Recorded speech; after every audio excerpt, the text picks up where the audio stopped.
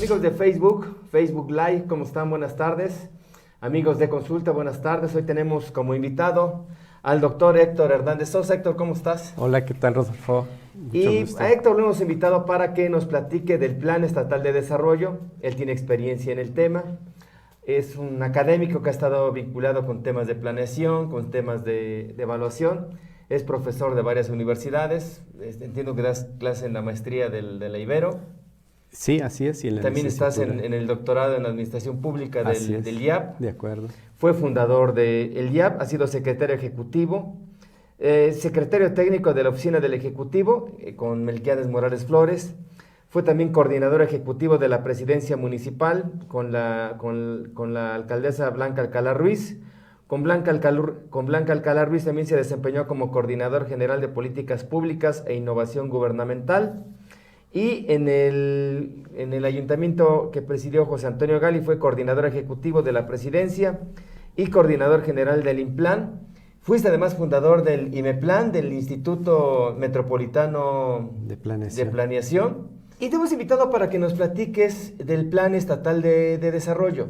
Es un documento muy importante, poco valorado, porque es prácticamente el documento rector de una administración. Claro. Prácticamente el Plan Estatal de Desarrollo es el documento guía de lo que hará una administración en un sexenio y de lo que se proyecta para el futuro. Así es. ¿Cómo se elabora un plan estatal de desarrollo y qué importancia tiene? Bien, lo primero que les quiero compartir es que la práctica de la planeación es una práctica reciente en nuestro país. Es en cuanto se refiere a la administración pública. Las leyes en la materia también no son muy viejas respecto a otras naciones y el sistema incluso de la planeación vinculada a todo un sistema que integra otros elementos, pues es prácticamente reciente y data de los últimos 3 sexenios para tener una referencia. ¿Así? ¿Con quién? Inicia el proceso en el 76, a mediados de los 70, que coincide con la quiebra del sistema político y que implica una serie de reformas en la administración pública. ¿Esto a nivel federal? A nivel ¿Estamos federal. hablando que con López Portillo? Estamos hablando con López Portillo, y de allí para sexenio tras sexenio se han venido estableciendo una serie de reformas. O sea, primero fueron los planes nacionales de desarrollo. Primero los planes, y para eso se estableció la Ley Federal de Planeación. Y después tuvieron que venir los planes estatales. Después vinieron los planes estatales. Y en Puebla, digamos, el primer plan estatal de desarrollo, ¿de cuándo data? A partir precisamente de la década de los 70. ¿no? Sí, más o menos exacto. Con Guillermo Jiménez Morales. Efectivamente, sí. El segundo dato importante es que la planeación era una planeación lineal que consideraba a la realidad de manera plana, en el que no se iban a suscitar una serie de fenómenos de diversas características que pudieran poner en entredicho ese sistema de planeación. Con el tiempo, venido de la iniciativa privada, casi todos los paradigmas vienen de allí, los que utiliza la administración pública, ahí tienen su origen. Se estableció la planeación estratégica, que ha transitado a lo que hoy se conoce como el pensamiento estratégico o gestión estratégica, donde la planeación solamente es una herramienta más de la gestión estratégica. Quiere decir que hoy la planeación es parte de todo un modelo sistémico integrado por varias partes para que pueda funcionar. De lo contrario, pues no se daría un buen resultado en materia de planeación. Ahora, debe haber, digamos, concordancia, concurrencia entre el plan nacional, el plan estatal y los planes municipales. Pero ¿cómo hacer compatible, digamos, los planes en estos 3 niveles de gobierno cuando las administraciones no entran al mismo tiempo? Claro. En el pasado, ¿qué sucedía? Efectivamente había gobiernos estatales que iniciaban cuando ya estaba en función del gobierno federal. No tenían gran problema porque tomaban esa recomendación que dictaba la ley en materia de planeación federal y alineaban los objetivos, los ejes, las estrategias en general con el plan estatal. Y los municipios hacían lo mismo. Cuando entraba el gobierno federal y los gobiernos estatales seguían en curso, por ley, los gobiernos estatales tenían que actualizar su plan estatal. para que estuviera nacional, digamos, conforme para al tener nuevo concordancia plan. con el plan nacional. Efectivamente, porque además es un tema de carácter legal y porque hoy la planeación está vinculada a otros esquemas de obligación como parte de las reformas de la administración pública en México que pocos le han puesto atención, salvo que es un tema de los especialistas. Y uno tiene que ver con que los planes de desarrollo hoy, además de que deben de contar con una metodología propia que han recomendado organismos nacionales e internacionales, instituciones de investigaciones como el Colegio de México, el CIDE, la UNAM, esos planes además deben de tener especificaciones que por ley son obligatorias para que el plan pueda tener un seguimiento y sea sometido a un proceso de control y de evaluación.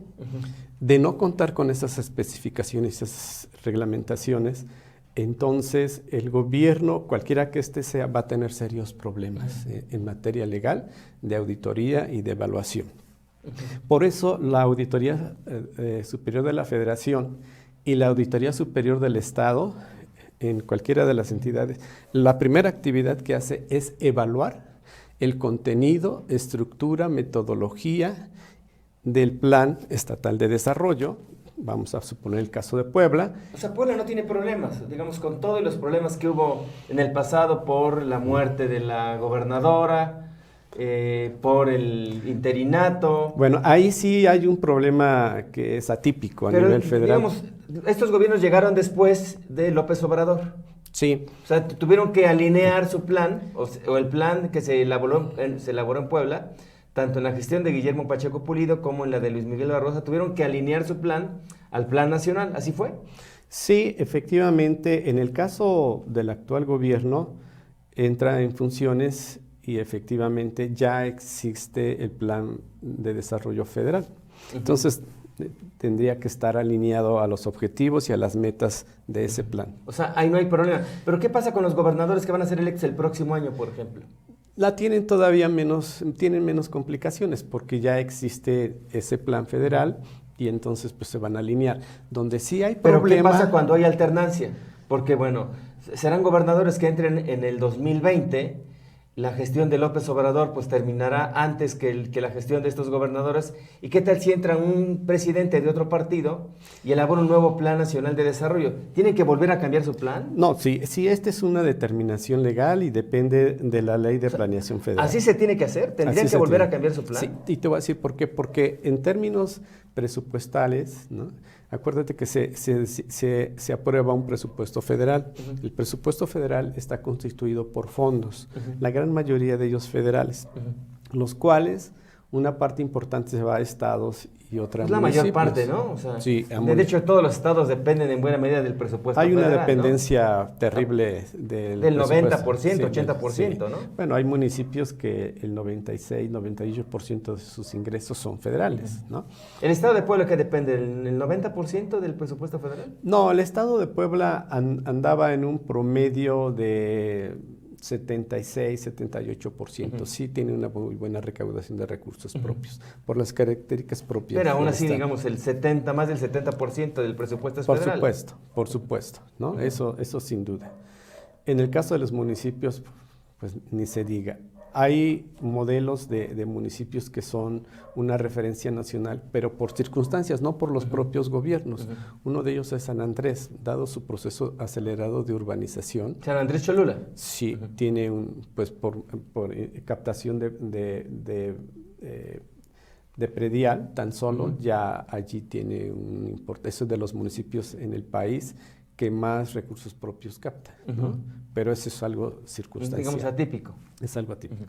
Donde sí tienen ahorita ciertos problemas, por llamarle de alguna manera, son los municipios de Puebla, porque ellos habían ya hecho su plan, claro, ¿no? Y aquí la gran mayoría no los hizo con base en una alineación, porque no existía tal plan federal, ¿no? Entonces, para ser muy específicos, ellos tendrían que actualizar su plan con respecto al actual plan nacional de desarrollo de López Obrador. Y en particular al plan estatal de Puebla. Bueno, ahora tenemos dos planes, Porque entra en la administración de Guillermo Pacheco Pulido y antes de que se cumplan los 120 días presenta un plan estatal de desarrollo. Sí. Y entra en la gestión de Luis Miguel Barbosa, entró el 1 de agosto, Sí. y al cumplirse los 120 días también presenta su plan estatal de desarrollo. ¿Por qué no se siguió con el mismo? Porque es un problema de estilos personales, ¿no? De los gobernantes. ¿Estaba obligado el turno. gobernador Barbosa a presentar un plan? No es, él sí. Uh-huh. Él sí estaba obligado, así lo establece la ley. El Pacheco Pulido, ¿no? Porque es un gobierno constitucional. El de Pacheco Pulido no. O sea, tenía la obligación de hacer su plan. Si no lo hacía, no pasaba nada, ¿no? Le daba continuidad y seguimiento a los programas, ¿no? Tendría que haberse conectado con el plan del gobierno anterior, que fue el de Tony Gali, y no pasaba nada. O sea, tengo la impresión, pero eso es solo una impresión personal, de que quienes estuvieron en el gobierno que le llamaban interino, quisieron dejar las cosas en orden para que el gobierno constitucional, ¿no? Que en este caso ya es el actual gobernador, ya no tuviera que entrar en ese proceso, ¿no? Y ganarle de alguna manera lo que le llaman coloquialmente tiempo al tiempo. Por alguna razón él decidió que no es lo que él pretende y entonces decidió hacer. Ahora, ¿cómo se elabora un plan estatal de desarrollo? Actualmente, te decía, los planes de desarrollo tienen especificaciones primero metodológicas.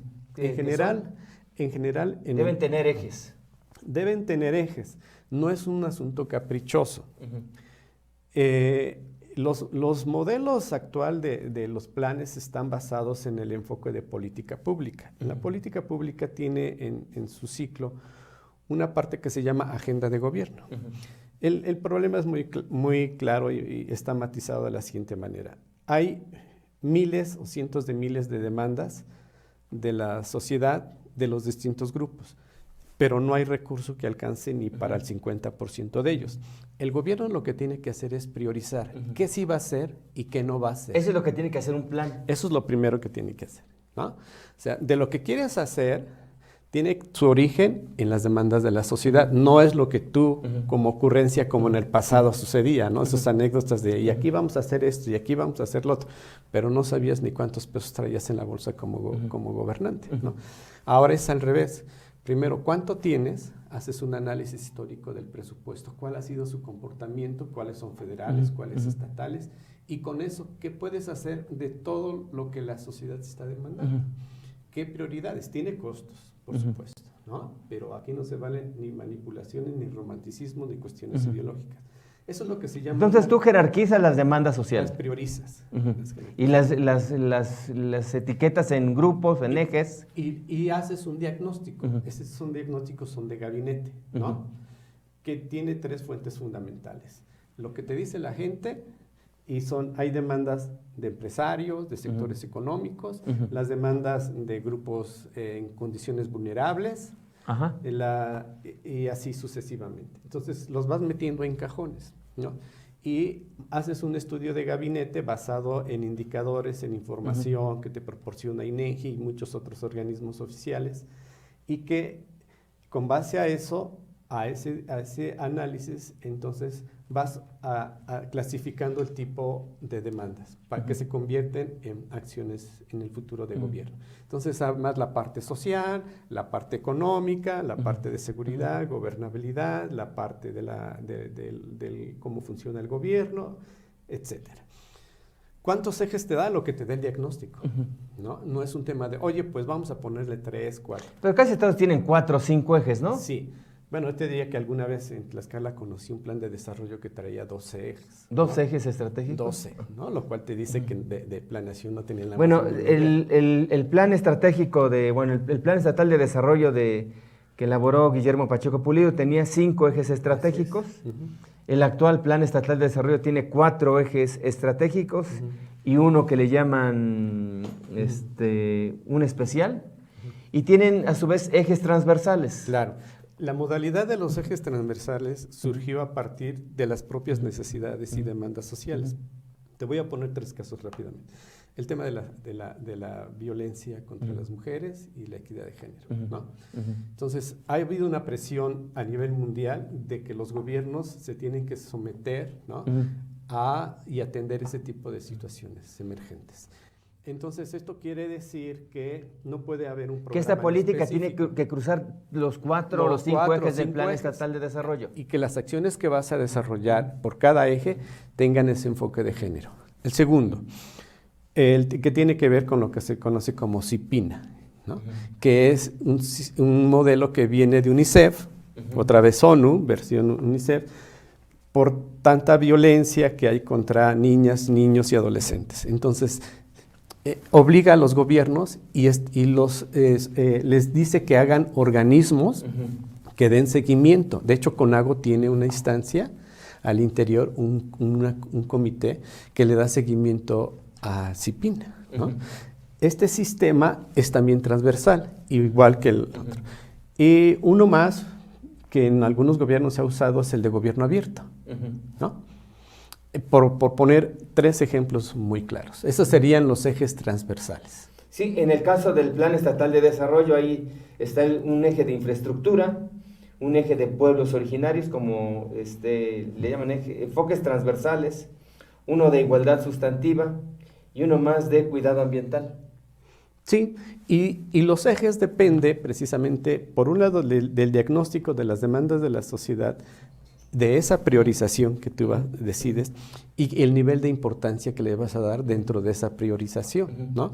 Hay gobiernos que deciden poner como eje 1 el tema de seguridad y de la gobernabilidad, ¿no? O sea, su gran problema es, hay quienes deciden poner por el frente como eje 1 el tema del desarrollo económico. Y hay quienes deciden ponerlo el tema de la política social con el nombre que quieran, ¿no? Ya. Ahora, ¿el Plan Estatal de Desarrollo determina los proyectos prioritarios? Hacia allá voy. Entonces, el plan lo que te tienes que responder, un gobierno que no es capaz de responder con claridad y precisión a pensar qué es lo que va a hacer, ¿no? Y empieza a divagar, ya tiene un serio problema, ¿no? Voy a hacer esto y esto. La segunda respuesta es, ¿y cómo lo vamos a hacer? Es decir, ¿cuáles son los medios, los instrumentos, los sistemas de organización, etcétera, para hacer lo que queremos hacer, ¿no?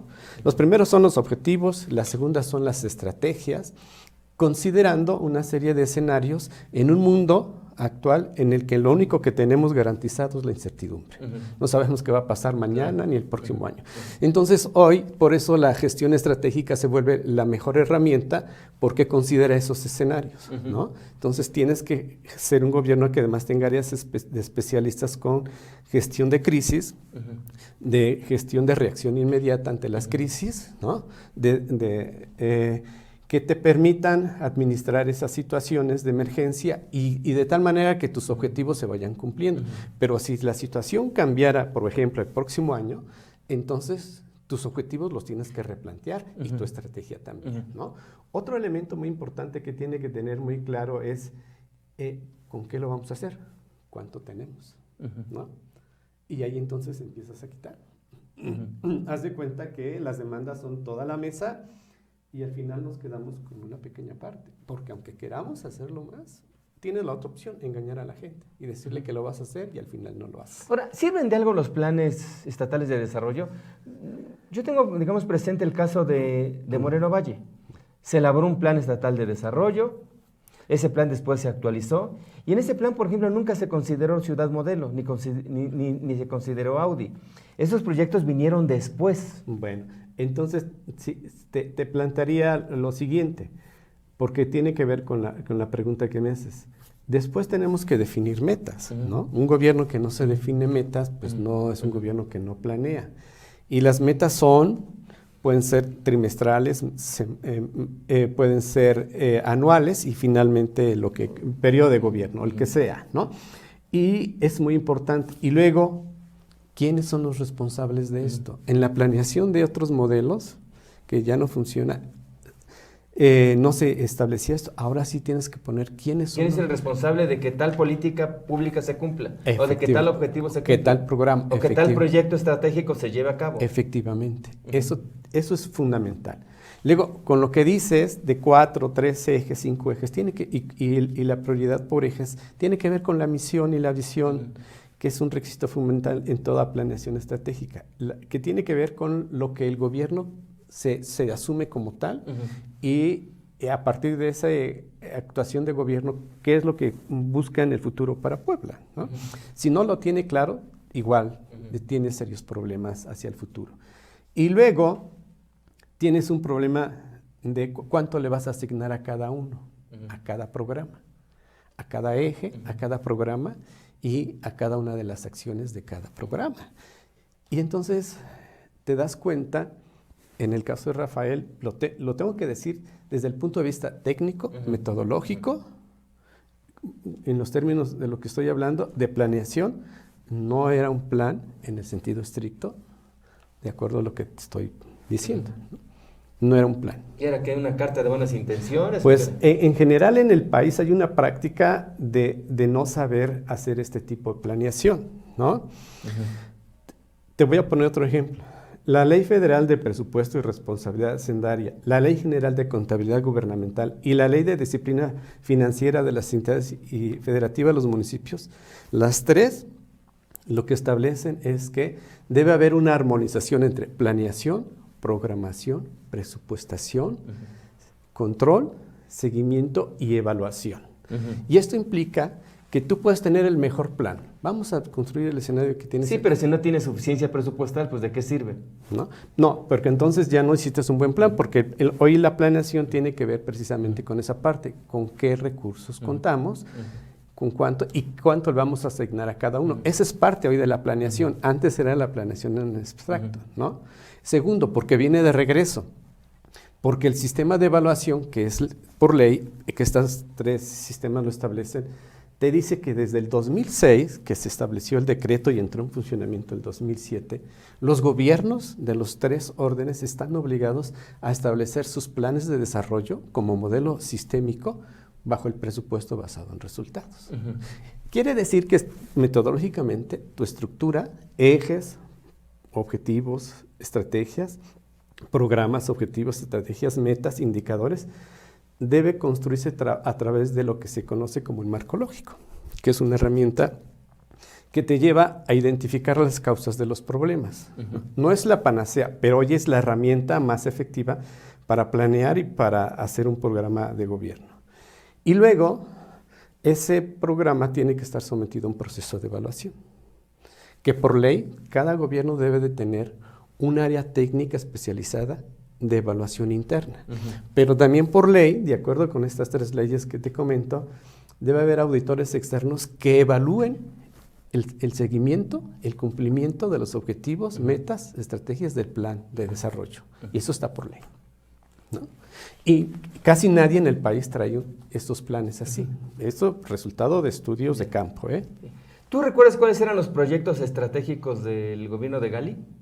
Sí, efectivamente. El primer gran proyecto tenía que ver con las obras de infraestructura, ¿no? La segunda tenía que ver con un tema precisamente estratégico desde el punto de la función pública, que es el tema de la política regulatoria, ¿no? Allí el Banco Mundial y el BID le hicieron un reconocimiento al gobierno de aquel entonces, precisamente porque estableció por primera vez una ruta crítica, un plan en materia de política regulatoria, ¿no? Que hasta ahorita yo debo suponer que se lleva a cabo, porque todos estos elementos hoy son evaluados no solo por agentes nacionales externos, sino también a nivel internacional, ¿no? Entonces, hoy los gobiernos, si algo están sujetos, es a ser evaluados.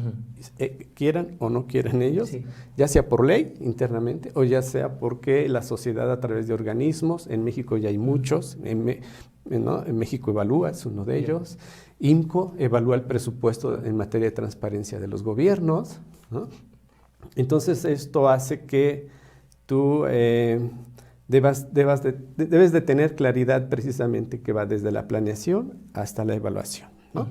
Si no cumples con cada una de esas etapas y tu plan no está organizado metodológicamente bajo esos criterios y jurídicamente y administrativamente bajo lo que establecen sobre todo estas 3 leyes, entonces vas a tener serios problemas. Que yo me he encontrado como consultor, que llegan presidentes municipales y me dicen, fíjate que de diversos estados de la República, fíjate que me regresaron mi plan. Le digo, sí, ya sé por qué. Es que no cuenta con las especificaciones que establece Hacienda. Le dije, más que Hacienda, pues las 3 leyes que acabo de mencionar, ¿no? Y se los regresan. ¿Qué es lo primero que evalúa? ¿Y por qué? Porque de aquí van a salir cómo administras tu presupuesto, tus recursos. Y entonces tú dijiste, tienes 35 programas con tantos recursos, a cada programa le asignaste esto, y a cada programa, tanto federal y tanto con recursos propios. Y en ese sentido, yo te tengo que evaluar cómo los usaste, si con esos recursos tú cumpliste tus objetivos, tus metas, y algo más importante, supongo que cumplió los objetivos, pero que no impactó en nada, ¿no? O no solamente no impactó, sino que además tus indicadores funcionaron al revés, ¿sí? En números negativos. Concretamente, aquí hubo un secretario hace muchos años de la Secretaría de Desarrollo Social, en aquel tiempo así se llamaba, y presumió esas frases bastante grotescas, ¿no? Como nunca antes se había sucedido, tantos recursos al combate a la pobreza. Una semana después, Coneval saca los resultados, Puebla había retrocedido 3 lugares a nivel nacional. O sea, a pesar de que hubo muchos recursos, esos recursos no llegaron a donde tenían que llegar. Efectivamente. Ya. ¿Qué opinas de los proyectos estratégicos que plantea el nuevo Plan Estatal de Desarrollo? Te leo algunos. Dotar de agua potable a la zona conurbana de la ciudad de Puebla, apoyo al agave de mezcal. Otro proyecto estratégico es la creación de la Agencia Estatal de Energía y la construcción de parques industriales, la modernización del aeropuerto Hermano Cerdán, la instalación de ductos de gas natural, el desarrollo de Ciudad Modelo, la autopista Puebla-Acapulco, la construcción de la carretera Teciutlán, la rehabilitación de 11.300 kilómetros de carreteras, la construcción de un penal y 3 reclusorios y la atención al tema de los residuos sólidos urbanos. Esos son los proyectos estratégicos que enuncia. Pues desde el punto de vista de la planeación y de la gestión estratégica, te diría que la gran mayoría no son planes, no son programas estratégicos, porque los programas estratégicos tienen una característica exclusiva que los distingue de todos los demás, su impacto de largo alcance que tendrán hacia el futuro, ¿no? Que no se definen precisamente siempre por el monto de inversión. Muchos se equivocan porque dicen, es que es estratégico por la cantidad. Por el monto de recursos que tienen. No, sino por el beneficio cualitativo en la Bueno, aquí sí hay, digamos, beneficios, ¿no? O sea, si van a modernizar el aeropuerto Hermano Cerdán, pues creo que es un beneficio. En términos para el desarrollo económico. La construcción de la autopista Huejotzingo-Acapulco, creo que también, ¿no? Ese es un tema que viene con recursos federales y va a depender de la federación. ¿No? Pero como proyecto estratégico, ¿lo ves viable? Como proyecto estratégico, aquí lo que procede es hacer la gestión ante el gobierno federal, para que el gobierno federal diga, sí, efectivamente. O sea, dependerá de los buenos oficios del gobernador para que le etiqueten recursos y esta autopista de Huejotzingo a Acapulco pueda realizarse. Más bien, yo creo que de Huejotzingo conectará con la Carretera del Sol, ¿no? Así es, efectivamente. Esa es otra. El tema que tiene que ver con el sistema de agua, pues es un tema de demanda social inmediata, no estratégica. ¿Y la creación de la Agencia Estatal de Energía, qué es eso? También ese es un asunto que primero tendrá que definir de qué se trata, ¿no? Para saber en qué consiste y después ver si efectivamente es estratégico o no, porque también es un... O sea, ¿qué define un proyecto estratégico? ¿Qué es lo que lo hace estratégico? El alcance, el impacto que tú... O sea, ¿el alcance te refieres a la población beneficiada?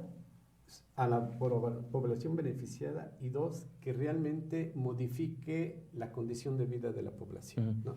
Si no la modifica, no tiene ningún sentido. Bueno, en la visión que plantea el actual Plan Estatal de Desarrollo, se dice que lo que se busca es convertir a Puebla en un estado con un rostro más humano, seguro y justo, donde todos vivamos en paz, sin distinciones, respetando la multiculturalidad. Y dice, en Puebla se vive un gobierno progresista con rostro humano.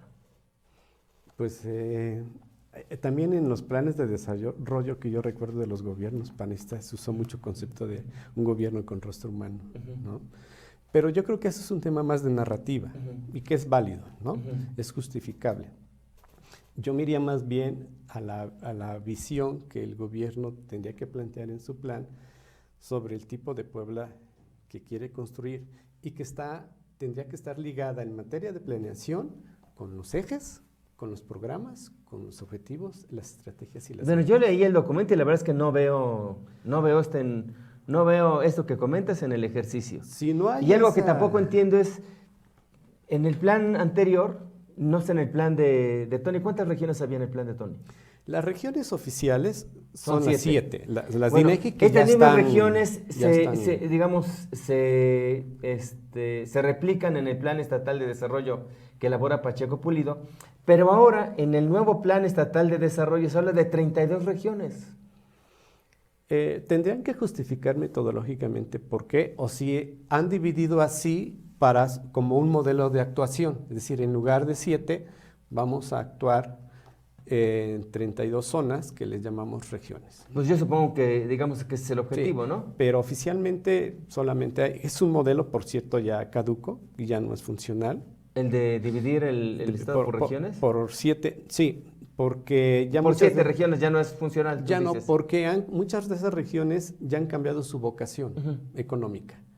Y las regiones estaban clasificadas por su vocación económica y otras condiciones socioeconómicas. Entonces, está bien que se haya cambiado la regionalización, pero ¿no son muchas regiones? No, ¿pasar de 7 a 32? Para efectos de eso, habría que ver si ese modelo donde van a actuar en 32 regiones, que no tiene nada que ver con las otras 7, tiene que ver con sus programas, con sus objetivos, sus metas y sus indicadores, ¿no? Pues mira, lo que dice el plan es que la regionalización se toma o se sustenta en la conectividad, en las cadenas productivas y de valor que, digamos, que se dan en el Estado, en la reducción de los índices de marginación y en el establecimiento de proyectos viales.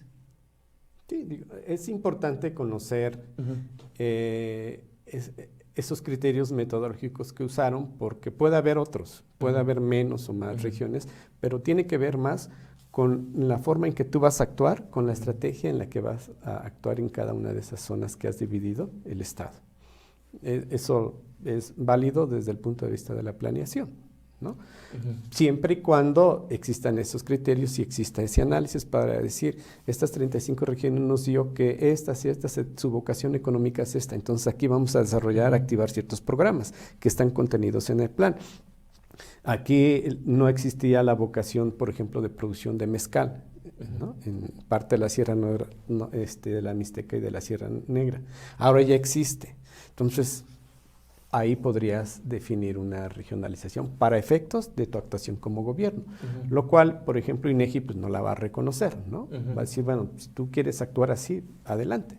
Pero para el INEGI y para otras instancias, en materia de planeación, solamente son las 7 regiones socioeconómicas. ¿Ah, sí? Sí. O sea, sí, porque bueno, incluso políticamente o judicialmente, pues el Estado está dividido de manera distinta. Sí, pues. sí. Pero yo sí creo, ¿no? Bueno, estoy convencido que ya esa regionalización que data de más de 20 años... Está rebasada. La de las 7 regiones. Sí. Pero pasar de 7 a 32... No, bueno, sí, habría que estudiar cuáles fueron los criterios que decidieron o consideraron para hacer esa regionalización de 35 regiones. Pues Héctor, muchas gracias. No, al contrario.